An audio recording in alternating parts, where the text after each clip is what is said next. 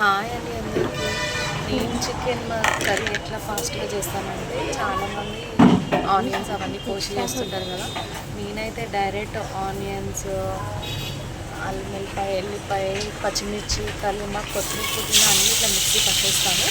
Mixie పట్టేసి మొత్తం అంతా ఒక పేస్ట్ అయ్యాక ఫస్ట్ ఆయిల్ మంచిగా హీట్ అయ్యాక ఆయిల్ వేసి మసాలా చేసుకున్నాక ఇట్లా డీప్ ఫ్రై అయ్యే వరకు వెయిట్ చేస్తానండి. దాంట్లోనే కొంచెం కారం,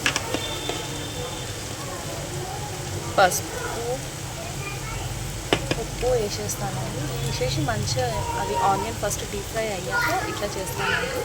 అంటే అన్నీ మిక్సీ కడతాను కాబట్టి అన్నీ డీప్ ఫ్రై అయ్యే వరకు వెయిట్ చేసి తర్వాత మంచిగా ఇట్లా కలిపేస్తాను. కలిపేసి ఒక 2 minutes అట్లా పెట్టేసానండి. ఎందుకంటే కారం అంతా కొత్తిమీర, పుదీనా, పచ్చిమిర్చి వరకు మంచిగా ఇంకాలి కదా.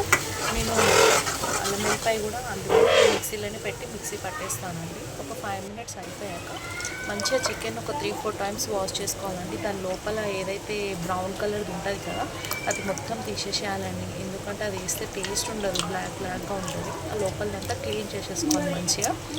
నేనైతే ఒక 3-4 times క్లీన్ చేసేస్తాను అనమాట. మంచిగా అట్లా వాష్ చేయగానే చూసారు తెల్లగా అనిపిస్తుంది. ఆ వాటర్ మొత్తం తీసి ఒక బౌల్లోకి తీసేసుకోవాలి. వాటర్ అసలు ఏమి ఉండదు అనమాట. నీట్గా బౌల్లోకి తీసేసుకొని పెట్టుకోవాలి. తీసుకొని పెట్టేసాక మనం ఏదైతే మసాలా ప్రిపేర్ చేసుకొని పెట్టుకుంటాం కదా మొత్తం ఫ్రై చేసుకున్నాక మళ్ళీ డైరెక్ట్ దాన్ని గుమ్మరించొద్దు. మళ్ళీ మనం హ్యాండ్స్తో తీసుకొని వేసుకోవాలన్నమాట.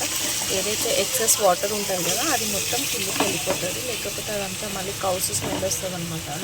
అందుకు నేను మొత్తం వాటర్ అంతా తీసేసుకుంటాను. మంచిగా ఒక 2 minutes ఏదైతే పేస్ట్ మంచిగా ఉడికిన పేస్ట్ ఉంటుందో అదంతా దానికి పట్టియాలండి.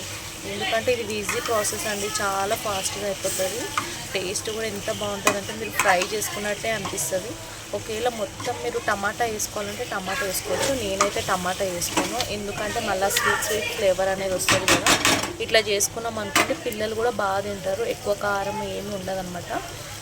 లవంగము, చెక్క అవంతా మిక్సీలోనే వేసేసి మిక్సీ పట్టేస్తాను. ఒక 2 minutes మొత్తం మనము ఒక 1 minute అన్న పెట్టుకోవాలి. ఉడికిపోయాక ఇట్లా చికెన్ కర్రీ